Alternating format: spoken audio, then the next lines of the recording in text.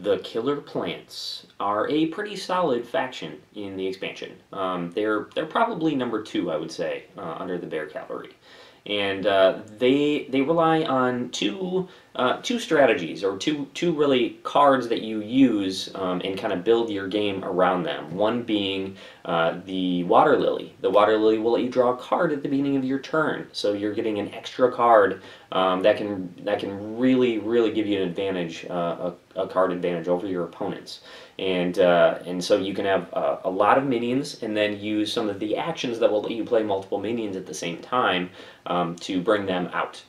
So that's one kind of core component. The other one is the Sprout. So the Sprout is just a 2-power minion that you can put out there, and then at the beginning of your turn you can search through your deck for a 3-power or less minion to replace that one with, and so kind of helps you grow your minions a little bit.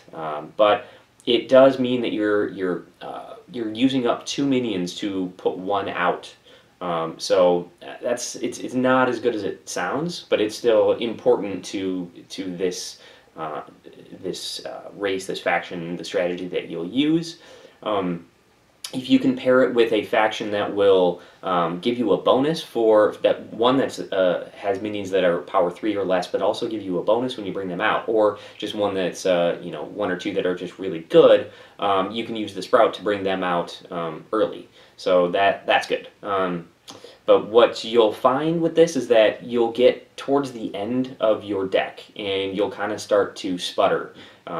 Because especially if you have some of these Sprouts near the end, because you don't really have, you put out a Sprout and you can't really search through your deck to find anything useful to bring out. Sprouts are really good early, which makes the plants, the Killer Plants, rely on when you draw certain cards, and so you can just kind of get a bad shuffle in your deck, and it's going to be really hard to win. You'll probably come out pretty strong, but then towards the end of the deck, you're not going to do it as well, and you just need to get through those cards so you can reshuffle as quickly as possible.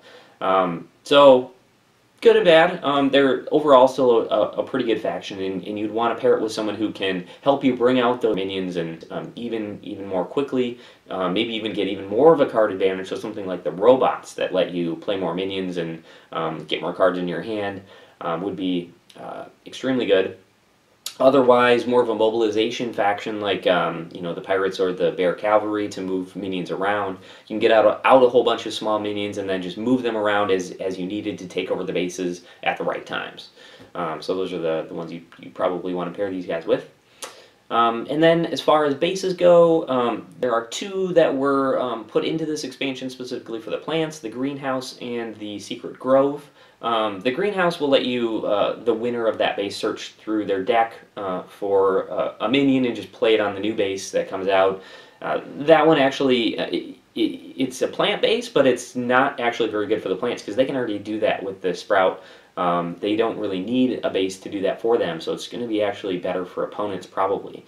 But then the Secret Grove is super good for them because you can play an extra minion of power 2 or less on that base, and they have plenty of those, and a larger faction, a faction with larger minions like the Bear Cavalry won't be able to take advantage of that at all, so you can fairly easily win that base. So that's probably the best base for this faction.